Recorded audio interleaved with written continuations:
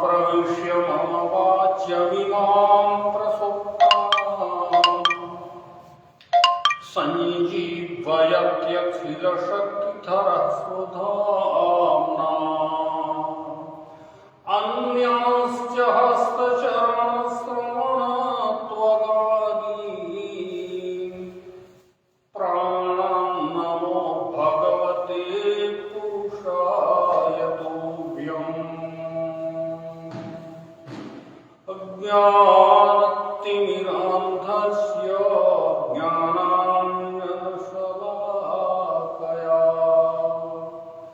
चक्षुरुन्मीलितं येन तस्मै श्रीगुरवे नमः। तस्मै श्रीगुरवे नमः। महर्षि सांदीपनि राष्ट्रीय वेद विद्या प्रतिष्ठान के द्वारा संचालित सभी के लिए वेद कक्षा में आप सभी महानुभावों का स्वागत है। दृश्य अदृश्य रूप से जो भी इस कक्षा के से लाभान्वित हो रहे हैं सभी सज्जनों को प्रतिष्ठान की ओर से बहुत बहुत आभार। जैसा कि आप सभी जानते हैं इस वेद कक्षा का जो मूल उद्देश्य है वो भारतीय ज्ञान परंपरा वैदिक वाङ्मय में निहित ज्ञान विज्ञान को निकालकर सामान्य जनमानस में उपस्थापित करने का एक प्रकल्प है। इस प्रकल्प के अंतर्गत आज के इस पावन सत्र में वैदिक वाङ्मय की प्रासंगिकता और सार्वभौमिकता इस विषय को लेकर यथामति आपके सम्मुख उपस्थापित करने का प्रयास करूंगा। सबसे पहले ये देखें कि वेद के विषय में नाना प्रकार की भ्रांतियां शताब्दियों से प्रचलित होती आ रही है कि ये अमुक ऋषि के द्वारा निर्मित है। इसमें एक प्रश्न भी उठता है कि पाश्चात्यों ने हमें कहा, विदेशी विद्वानों ने, कि आपका जो वेद है ये इतने वर्ष पुराना है। किसी का मत है कि ये 3000 साल से वेद चला रहा है, किसी का है कि नहीं ये 10,000 पुराना है। अन्य तत्व विद्वानों ने उसके समय को निर्धारित अपनी अपनी मति बुद्धि से किया। परंतु हमारी जो प्राचीन भारतीय धारणा है, धारणा यह सत्य है, मैं तो दृढ़ता के साथ कहूंगा कि परम सत्य है कि वेद उस ज्ञान का नाम है जो न तो कभी समाप्त होता है और न कभी जिसका कभी उद्गम का कोई कालखंड है। ये शाश्वत है। इसकी शाश्वतता पर एक छोटा सा उदाहरण देखें कि सत्य नवजात शिशु यदि गाय का हो उसको पानी में डाल दें तो तत्काल तैरने लगता है। वो ज्ञान कहाँ से आया? उसको किसी ने बताया नहीं कि पाँव ऐसे करेंगे। वो जो मूल सृष्टि का ज्ञान तत्व है वही वेद है। तो ये वेदों की अविच्छिन्न परंपरा है, इसके स्वरों की परंपरा है और उच्चारण की पद्धति की अपनी अपना वैशिष्ट है इसका। और हमारी मान्यता का आधार यही है कि ये वेद शाश्वत है। शाश्वत का मूल तात्पर्य यह है कि आता है कि जब संपूर्ण सृष्टि अपने को तिरोहित कर लेती है, जैसे कि कहते हैं ना, ये अणोरणीयान महतो महियान, ये तो सृष्टि क्या है कि अणु से भी अणु का भी अणु हो जो, और जिसका जो विस्तार होता है तो महतो महियान, न तो उसकी गति, उसकी सीमाओं का कोई अंत नहीं है। लाखों प्रकाश वर्ष में अब संपूर्ण स्वस्तिक सृष्टि ब्रह्मांड, कोटि कोटि ब्रह्मांड की चर्चा की, करोड़ों ब्रह्मांड है, तो महतो महियान, ये महान से महानतम हो जाता है, और जब वही तिरोहित होती है, अपने आप को समझ जाती है, तो अणु का भी अणु हो जाता है। ये वैदिक सिद्धांत है। तो ऐसे में जब वो सृष्टि अपने आप में तिरोहित हो जाती है, अणु का भी अणु,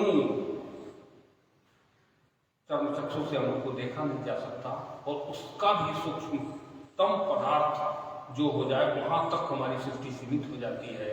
उस स्थिति में भी वो जो ज्ञान है, वो ज्ञान जीवित रहता है, और जब वो सृष्टि पुनः अपने स्वरूप में आती है, तो फिर वो ज्ञान स्फुटित होकर के, अर्थात इस ज्ञान का कभी नाश नहीं होता। ये वैदिक ज्ञान है। ये सामान्य रूप से समझने की बात है, और शास्त्रों की दृष्टि से तो बहुत गूढ़ता के साथ बताया गया कि ये है वो है, लेकिन हम सामान्य जनमानस के लिए ये समझ लेना, इस ढंग से समझेंगे तो जल्दी समझ में आ जाए। ये अणुरणीयान महतो महियान की दृष्टि से ये सृष्टि में, सृष्टि का जो स्थूल तत्व है ये समिट जाती है, परंतु ज्ञान तो शाश्वत रहता ही है, और वो पुनः जब वो एक मंत्र में भी आता है, सूर्य चंद्रमा मसौधाता यथा पूर्वम अकल्पयत्, यथा पूर्वम, जिस प्रकार से पहले था। सृष्टि के तिरोहित होने के बाद वो जब सृष्टि अणु से भी छोटा पदार्थ के रूप में रह जाता है, तो उस समय तो यथा पूर्वम अकल्पयत्, तो जब पुनः सृष्टि बनती है, होती है, तो सूर्य चंद्रमा आदि जो भी तत्व पदार्थ सृष्टि में दृश्यादृश्य रूप से विद्यमान है, वो यथा पूर्वम, जिस प्रकार से पहले था, पुनः स्थापित होता है। तो इस प्रकार से जो शाश्वत ज्ञान है, इस ज्ञान को एक और सूत्र आता है, आप सभी कई कक्षा में कई बार सबको मुखाग्र है, ये सर्वम वेदा, सब कुछ वेद में है।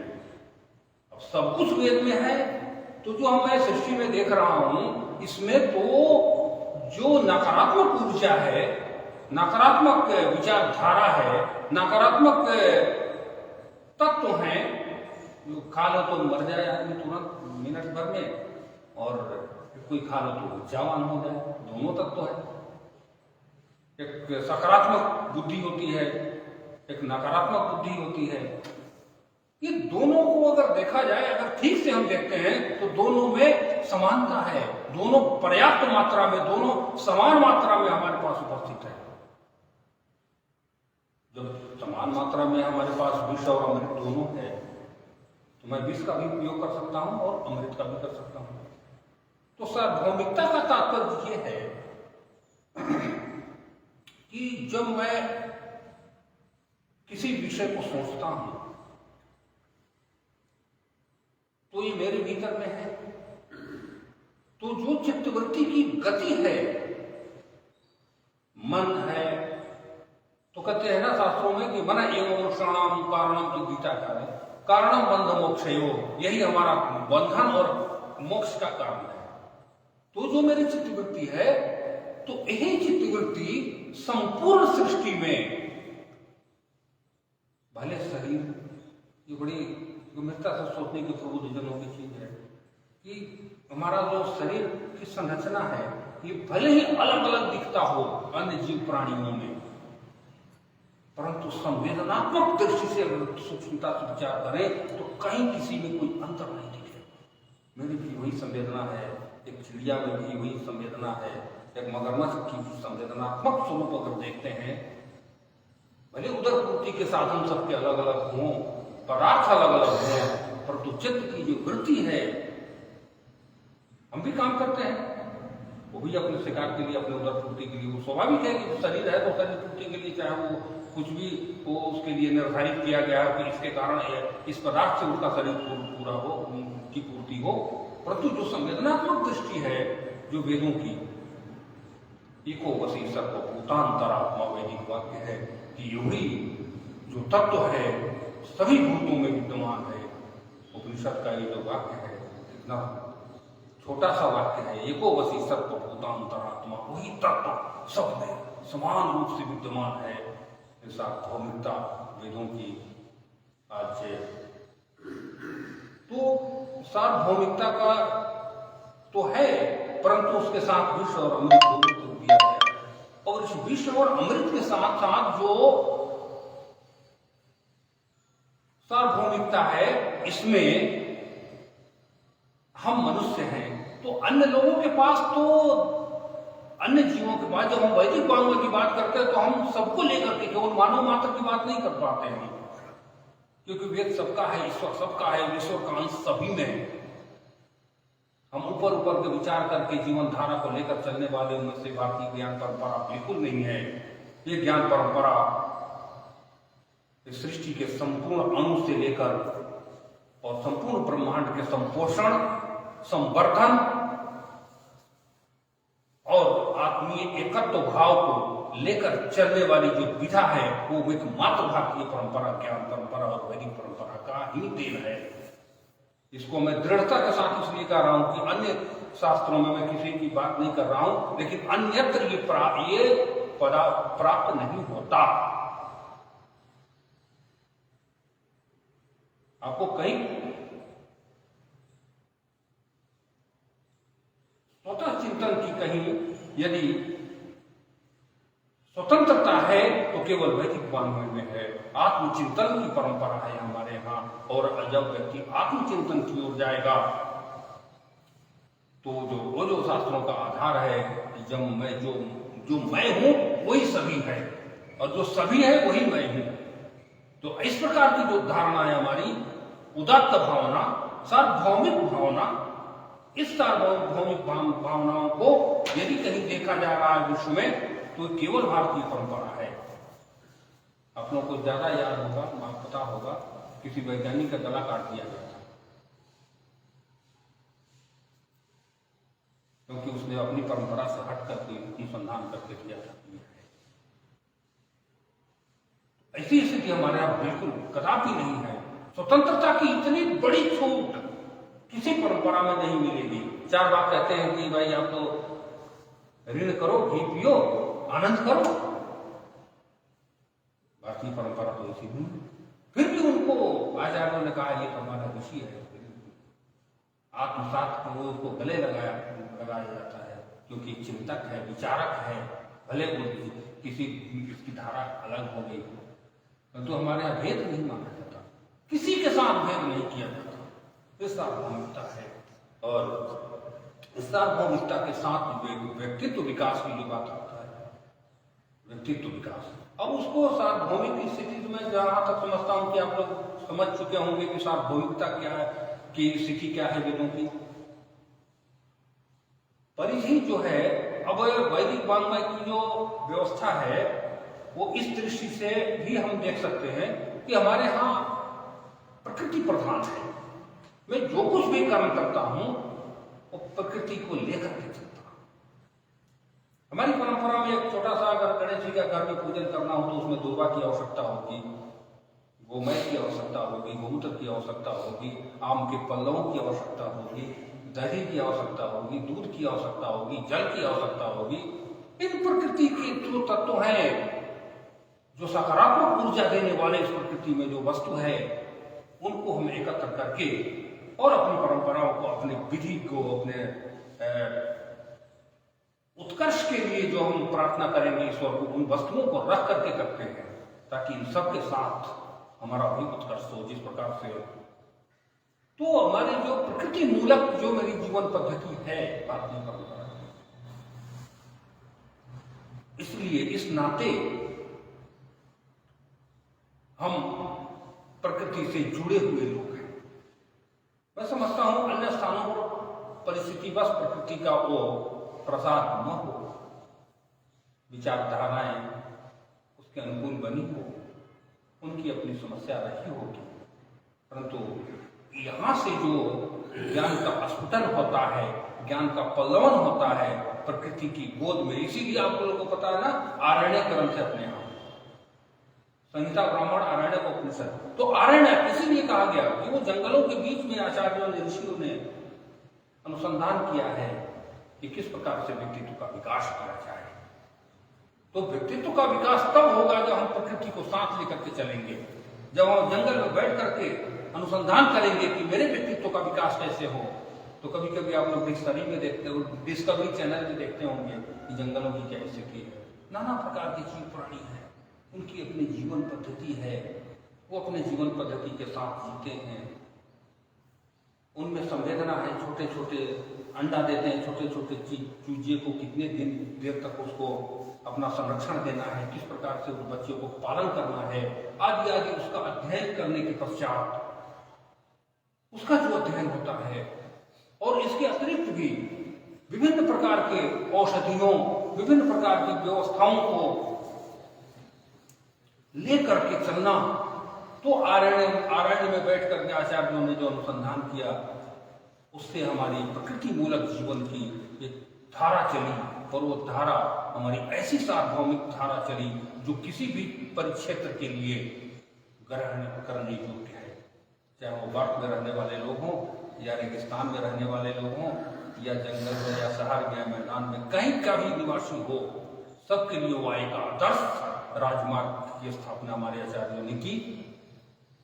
तो सार्वभौमिक जीवन, सार्वभौमिक हृदय की जो स्थापना होगी वो किस प्रकार से होगी। अब यहाँ विष और अमृत दोनों की बात की जा रही है कि जब हमारे पास दोनों स्थिति सामने है कि मैं अच्छा भी कर सकता हूँ, बुरा भी कर सकता हूँ, तो पहले थोड़ी बुराई की चर्चा कर लेते हैं, फिर अच्छाई की ओर आते हैं कि कैसे किस प्रकार है। भगवान ने हम लोगों की इतनी क्षमता दी है, ये वास्तव में ठीक से समझने की बात है। इतनी क्षमता दी है प्रत्येक मनुष्य में कि उनका अंश ये केवल मनुष्य में है। जैसे कहते हैं ना, वो धर्म सतत्वम अधिको विशेषा धर्मेण हीना पशु समानम। तो धर्म से जो हीन है वो पशु के समान है, उनको तो छोड़ दीजिए। लेकिन धर्म सतत्वम, धर्म का जो तत्व है वही मनुष्य को विशेष बनाता है अन्य प्राणियों से। बाकी कोई चीज नहीं है, सब में बराबर है, हमने और उसमें, अन्य जीवों में। लेकिन जो मूल तत्व है प्रकृति का, धर्म का जो तत्व है, वो हमको उससे अलग करता है। अब धर्म पर थोड़ी सी चर्चा करना चाहा कि बहुत बड़ा विषय है। धर्म वो है कि जो मुझको ईश्वर ने क्षमता दी है, नकारात्मक ऊर्जा और सकारात्मक ऊर्जा, कर्तव्य और अकर्तव्य का जो बोध है, क्या करना है क्या नहीं करना है, हमारे पास दोनों विकल्प खुला हुआ है। इसके लिए बहुत बड़ा शास्त्र हमारे भगवान कृष्ण के द्वारा बताया गया जो गीता शास्त्र के रूप में प्रस्थापित है। गीता इसी का ग्रंथ है कि हमें क्या करना है क्या नहीं करना है। मनुष्य अपनी दृष्टि से सोचता है कि हमको ये करना उचित है, ये तो मैं कर डालूं, परंतु हो सकता है कि उचित न हो। तो इसके लिए जो धर्म का की जो बारीकियां हैं, धर्म की जो समझ है, उसकी आवश्यकता पड़ती है। और वो धर्म बताते हैं कि ये आपके लिए उचित है या नहीं है। स्वाभाविक है, उसमें भी गीता में वही स्थिति आती है। अर्जुन युद्ध करने जाते हैं और उस युद्ध के मैदान में कहते हैं कि मुझे तो युद्ध नहीं करना है। और वास्तव में अगर देखा जाए तो ठीक भी था उनका सोचना कि अपने रिश्तेदारों को किससे युद्ध क्यों करना, अपने ही लोग हैं जिसकी गोद में मैं पला बड़ा हूं, उनके ऊपर शस्त्र का प्रहार करना, हमारे अपने भाई बंधुओं सगे संबंधियों से युद्ध करना उचित है नहीं है उचित। उनकी सोच अपनी ठीक थी, परंतु भगवान कृष्ण ने कहा कि नहीं, तुम्हारा सोच ठीक नहीं है। फिर उन्होंने उनको उपदेश करते हैं, फिर कहते हैं कि तस्माद उत्थंत कौन्तेय युद्धाय कृत निश्चया, आप उठो युद्ध करो। तो जो कर्तव्य अकर्तव्य का बोध कराता हो वो धर्म है, वो विवेक है, उसको विवेक कहते हैं। तो उस विवेक जो है वो केवल हमें प्राप्त है, अन्य जीवों को नहीं है। अन्य जीवों को एक लकीर बना दिया गया कि आपको यही करना है। मांसाहारी जीवों के लिए वो मांस नहीं खाएगा, वो दूसरा पदार्थ नहीं खाएगा। मनुष्य मांस भी खाएगा, दूसरा पदार्थ भी सब कुछ कर लेगा। उसके पास तो सारा विकल्प खुला है ना, मैं भी कर लेंगे, वो भी कर लेंगे, तो जो मन करे वो करेगा। विकल्पों का भंडार है हमारे पास, जो इच्छा वो करेंगे। कोई बोलता है कि हमने 10 मिनट में पूरी सृष्टि विलय कर देंगे, ऐसा हमने वैज्ञानिक उन्नति कर ली है, बहुत बढ़िया। तो जो अब बताइए, यहाँ विचार की बात ये इतना गंभीरता के साथ मैं हर जगह निवेदन करता हूं लोगों से कि कोई एक ऐसा व्यक्ति जो कह रहा है कि मैं 10 मिनट में पूरी सृष्टि को विलय कर दूंगा नकारात्मक ऊर्जा के साथ, तो क्या हमारे ऋषिगण ऐसे थे कि वो सकारात्मक ऊर्जा के साथ इस सृष्टि में जो तत्व विद्यमान है उसको परिपुष्ट करके और पल्लवन करके और अधिक समृद्ध नहीं बना सकते? एक आदमी कह रहा है कि हम खत्म कर देंगे, बड़ी बड़ी बम बना दी हमने। तो ये हमारा वैदिक ज्ञान सार्वभौमिक दृष्टि से भी हम देखते हैं तो इतना सुंदर ढंग से हमारे आचार्यों ने चित्तवृत्ति को किस प्रकार से परिणित कर इस सृष्टि को और अधिक पुष्ट करने की जो विधि व्यवस्था बताई है वो केवल वैदिक शास्त्रों में बताई गई है। उसके लिए आपको याद होगा कभी उषा सूक्त की चर्चा की थी हमने। ऋग्वेद में उषा सूक्त आता है। उषा वही हमारे व्यक्तित्व का, जहां तक मैं समझा हूं, अन्य विद्वानों लोग समझते होंगे अपनी छोटी सी बुद्धि में, जो मेरे बुद्धि में आई बात कि जो उषा सूक्त है ऋग्वेद का इतना समृद्ध, इतना अच्छा है। रात्रि का गमन हो रहा है, प्रातः का आगमन हो रहा है, बीच की जो कड़ी है, बीच का जो समय है उसमें प्रकाश का की लकीर आती है प्रकृति की ओर से, और जो प्रकाश की लकीर आ रही है वो प्रकाश की लकीर मेरी अंतः चेतना को प्रकाशित करने के लिए आती है। वो उषा सूक्त के माध्यम से उषा को एक नवयौवना और एक नववधू के रूप में देखा गया है। देखिए ऋषियों की सोच, नववधू का उदाहरण देना उस उषा से। वो उषा आती है ब्रह्म मुहूर्त में और आकर अपना मौन संदेश सबको देती है, मनुष्य को, कि तुम अपने भीतर उस सोई हुई ऊर्जा को पहचानो, उस शक्ति को पहचानो जो तुम्हारे भीतर संपूर्ण संसार की जो को बदल देने की, संपूर्ण संसार को समाहित कर लेने की जो ऊर्जा ईश्वर ने आपको दी है, उस ऊर्जा को आप समझो।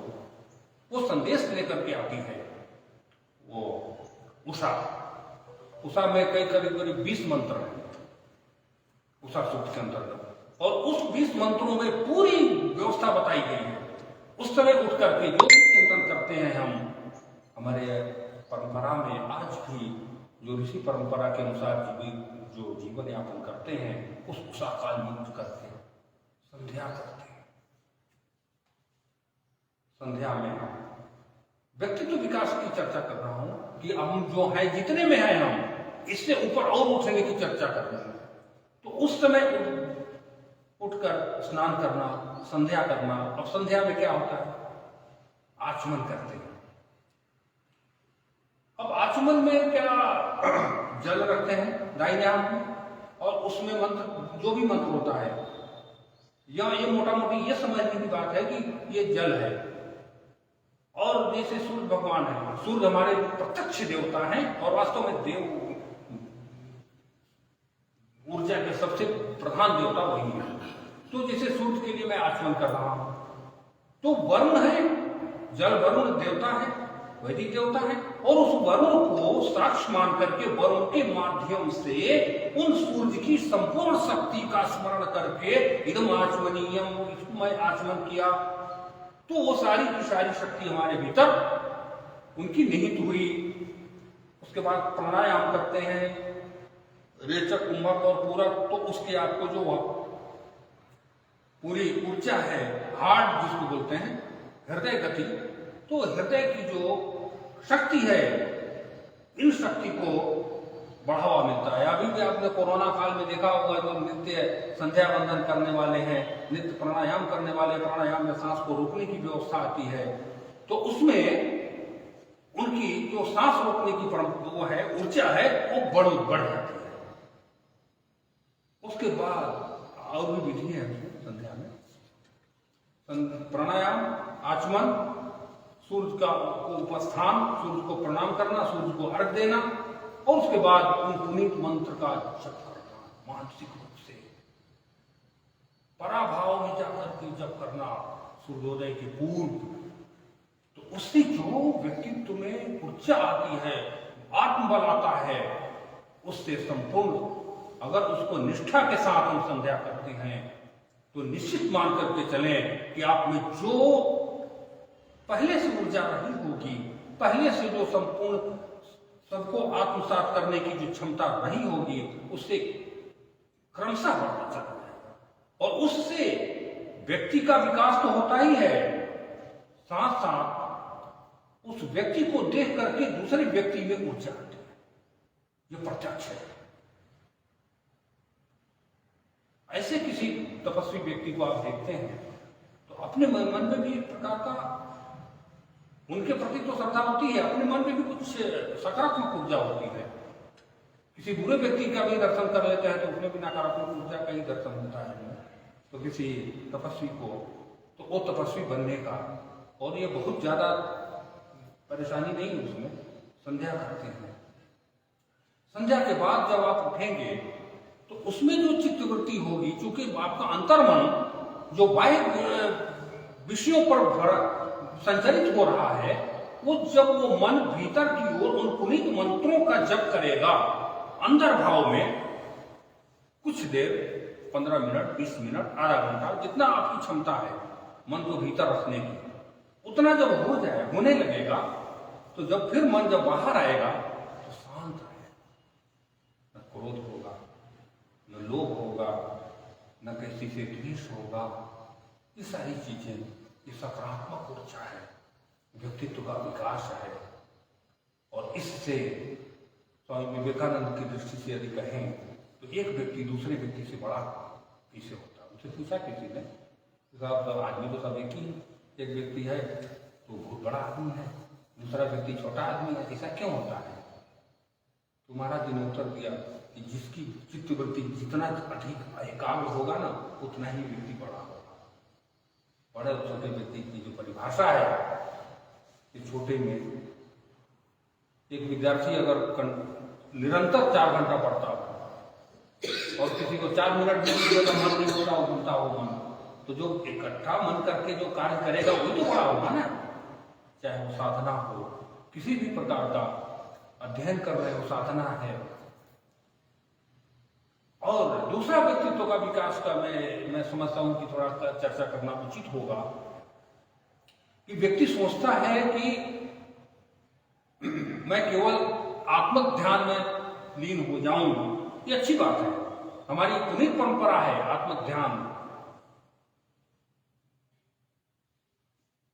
कि मैं क्या हूं, इसको परखना हमारा मूल कर्तव्य है। जब हम वहां तक जाएंगे उस परखने के लिए कि मैं हूं कौन, तो अंत में वो आता है कि मैं शून्य हूं। शून्य इस दृष्टि से कि किसी ने बोला कि अरे मेरे हाथ में उंगली में चोट लग गई, अरे मेरी उंगली में चोट लगी है, मैं तो उंगली नहीं हूं ना, ये मेरा घर है, मेरा शरीर है, मेरा मन है, अर्थात मन भी मैं नहीं हूं।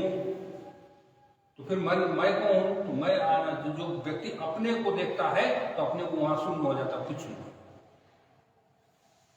कुछ भी नहीं है। ये भारतीय परंपरा की सार्वभौमिक दृष्टि का एक स्वरूप है। तो जब मैं कुछ भी नहीं हूं तो कुछ तो हूं, शून्य हूं, तो ईश्वर का स्वरूप ही शून्य है और उसी शून्य में सारी ऊर्जा है और वही ऊर्जा का भंडार है वो शून्य। तो शून्यता की ओर जब हम जाएंगे तो तो ये हमारी पुनीत परंपरा है उस शून्यता का दर्शन करना चिंतन के द्वारा। फिर हम मनुष्य हैं, कर्तव्य हमारा जीवने हमारा वो है। तो अभी अब मैंने जो पहले निवेदन किया आपसे कि हमारा जो कर्तव्य है धर्म के अनुसार कर्तव्य करना, तो व्यक्ति का व्यक्तिशः धर्म होता है। किसी कार्यालय में कोई भी व्यक्ति किसी पद पर है तो उस पद के अनुसार जो उसका कार्य है, उनका जो दायित्व है वो उनका मूल धर्म है। परिवार में, समाज में, राष्ट्र में, विश्व में, कहीं भी जिसके पास जो भी कोई काम है वो उसी का धर्म है। धर्म की गलत व्याख्या करके हमारे देश में, इस भारत में ही नहीं पूरे दुनिया में इसके लिए हो अल्लाह मच रहा है। अरे धर्म ये है, अरे धर्म वो है, तो ऐसा है, तो फलाना धर्म है, तो फलाना धर्म है। ये इत्यादि नहीं है, वो पंथ हैं और रास्ते हैं जो हमें कहीं लेकर जा रहे हैं। मूल धर्म की जो बात आती है तो मूल धर्म में व्यक्ति का अपना अपना धर्म होता है। वही व्यक्ति किसी का पति है तो किसी का भाई है, किसी का पुत्र है, तो अपने अपने स्थान पर जिसका जो स्थान है उस अनुसार जो निष्ठा पूर्वक कार्य करता है वो उसका धर्म है। और उस धर्म के अनुसार जो कार्य करता है, तो अब यहाँ एक प्रश्न उठता है कि एक व्यक्ति सार्वभौमिक कैसे हो सकता है? तो उस धर्म के अनुसार वो सार्वभौमिक इस प्रकार से होगा कि मान लीजिए हमारा छोटा सा भाई, मैं छोटी सी इकाई की बात कर रहा हूं, हमारा ही परिवार का कोई भाई शहर की सफाई करनी है और वो शहर की सफाई कर रहा है, और वो व्यक्ति इस धारणा के साथ उस अपने कार्य को करे कि मैं ईश्वर की सेवा कर रहा हूं, क्योंकि ईश्वर सार्वभौमिक है। ईश्वर प्रत्येक जगह हर स्थान पर विद्यमान है। ईशावास इदं सर्वम, ईश्वर के अतिरिक्त कुछ सृष्टि में है। प्रत्येक अणु परमाणु में भी ईश्वर का वास है। सर्वम अर्थात यजुर्वेद का जो आदेश है कि ईशावास इदं सर्वम, सर्वत्र विद्यमान ईश्वर है। तो वो जो व्यक्ति, मेरा भाई सफाई भी कर रहे हैं, वो भी भगवान की श्रेष्ठ सेवा कर रहे हैं, क्योंकि जब ईश्वर सर्वत्र विद्यमान है तो जो मेरे द्वारा कार्य किए जा रहे हैं वो सब का सब ईश्वर की ही सेवा है। तो जो व्यक्ति जहां भी जिस स्थिति में कार्य कर रहे हो, वो इस दृढ़ धारणा के साथ काम करे कि मैं ईश्वर का हूं। ये संसार मेरे द्वारा जो इस कार्य किए गए कार्य में, इस सृष्टि संचालन में, उस परमात्मा का ही एक अंश होकर के मैं उनका प्रतिनिधित्व कर रहा हूं, और इस कार्य को करके इस संसार को संचरण की दिशा में गतिमान बना रहा हूं। ये मेरा कर्तव्य है। तो इस प्रकार से कर्तव्य जिसके पास जो भी है उसको करे। एक महात्मा बहुत सुंदर उदाहरण दे रहे थे, बहुत अच्छा लगा कि नाटक है। अभी हमने जो निवेदन किया कि आत्मचिंतन और कर्तव्य, इन दोनों का समन्वय के रूप में मैं स्थापित के रूप में इस आख्यान को प्रस्तुत कर रहा हूं कि कोई नाटक में कोई व्यक्ति को रोल मिलता है, मैं तो राजा हो जा, राजा हो गया और मंच पर जाता है वो राजा बनकर। तो वो जो एक राजा का कर्तव्य है, राजसी व्यवस्था है, राजसी स्वभाव है, उसको अगर वो प्रदर्शित नहीं करेगा तो अच्छा कलाकार नहीं माना जाएगा। अगर वो समझे कि मैं तो गांव का रामलाल हूं, मैं राजा नहीं हूं, और उसको राजा का वो दायित्व मिला है, तो वो पूर्ण रूप से अपने आप को राजा समझ करके वो 1-2 घंटे का जो प्रदर्शन है उसको तो करना पड़ेगा।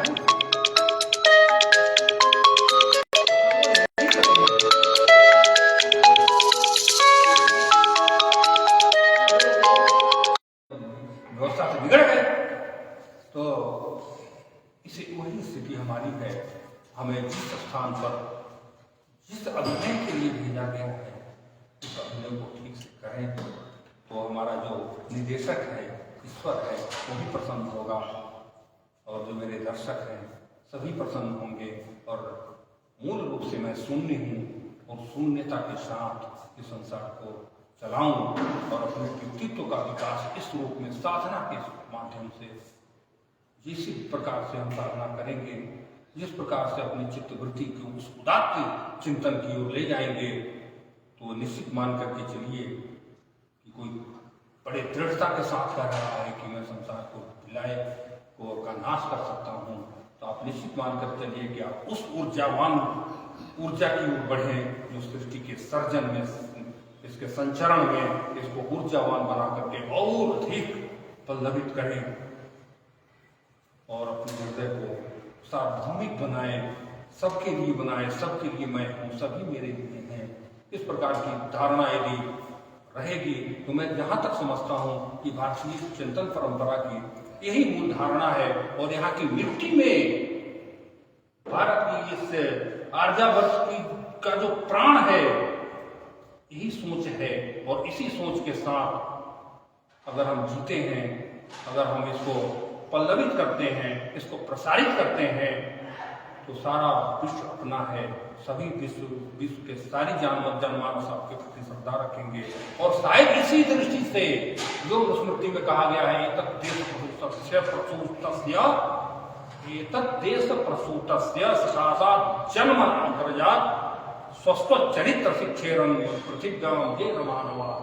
अपनी अपनी चरित्र की शिक्षा ग्रहण करने पूरे पृथ्वी से लोग भारत आते थे, क्योंकि ज्ञान का जो मूल स्थान है भारत ही है और भारत ही सबको अपना मानता है। और सब तो जब हम सबको अपना मानेंगे, सबके प्रति भाव अच्छा रखेंगे। आपको एक विशेष बात और बता करके वाणी को विराम दूंगा कि वेद का कोई भी मंत्र, आप किसी भी मंत्र को उठा लीजिए, न तो एक वचनांत है, न द्विवचनांत है, सब बहुवचनांत है। भद्रम करणे विष्णुयाम देवा, हे प्रभु मेरी चित्तवृत्ति भद्र हो जाए। भद्रता का मतलब वही है सार्वभौमिकता, सबके लिए हो जाए। आनो भद्राः कर्तवो जंतु विश्वतः, सबको मेरे विचारों में भद्रता ऐसी आए कि संपूर्ण विश्व को मैं आत्मसात कर सकूं और सबको अपना सकूं। मेरी चित्तवृत्ति में इतना स्थान हो ताकि सभी प्राणी मात्र को का संरक्षण संवर्धन के लिए मेरी अगर बाह्य ऊर्जा काम न कर सके तो आंतरिक मन से मैं सबकी सेवा कर सकूं। संभवतः इसीलिए भगवान वेदव्यास भागवत में कहते हैं, स्ताम सर्पभूत हृदयम मुनिमानतोऽस्मि। भगवान सुखदेव जी के लिए जब आगे बढ़ रहे थे, पीछे पीछे उनके पिताजी वेदव्यास जा रहे थे पकड़ने कि आप कहाँ जा रहे हो। उनकी ओर से जितने पेड़ पौधे हैं, वन्य जीव हैं, सब उत्तर दे रहे हैं भगवान वेदव्यास को कि आप इनके पीछे मत जाइए।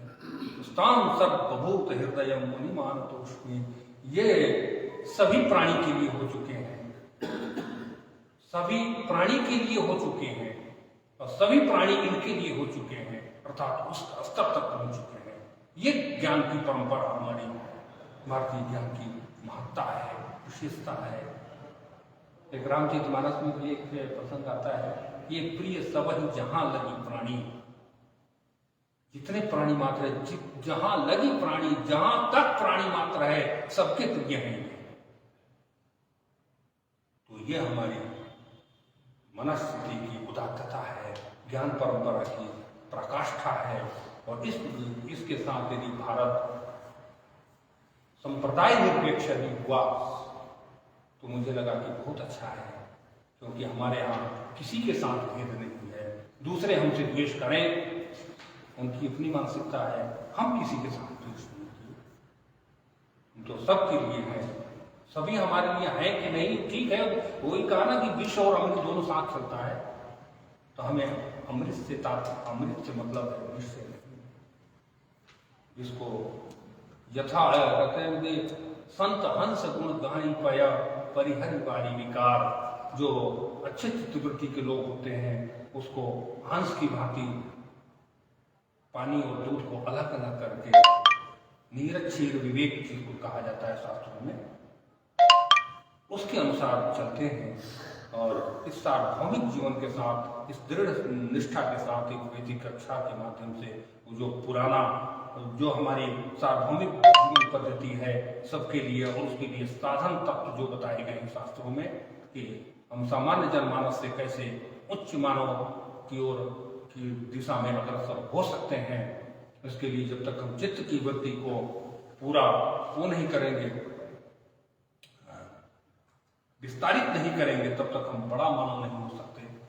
संकीर्ण और निहित स्वार्थ के लिए अपना शरीर, अपना परिवार, तो सबसे पहले हम अपने आप को, अंग्रेजी में बोलते हैं ना लोग, सेल्फ माइंड, तो सेल्फ माइंड ना होकर के सबके लिए हम हो जाएं।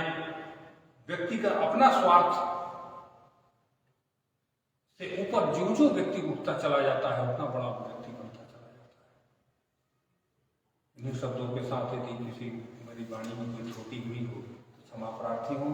अपनी छोटी सी मति से जो आपके सामने उपस्थापित किया है, उनके लिए त्रुटियों के लिए क्षमा प्रार्थना के साथ वाणी को विराम देता हूँ। धन्यवाद, नमस्कार, ओम शांति।